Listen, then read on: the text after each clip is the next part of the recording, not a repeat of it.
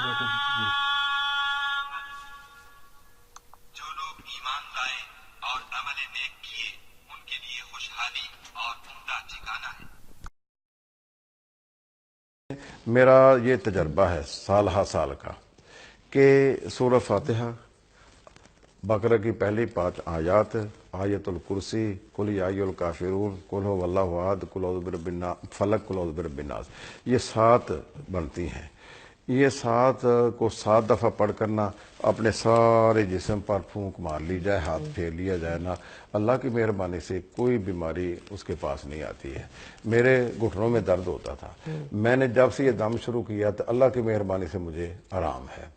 میں ابھی تک کوئی انگریزی دوائی کھانے کا عادی نہیں ہوں، کوئی میں ٹیبلٹ نہیں کھاتا ہوں کسی قسم کی بھی۔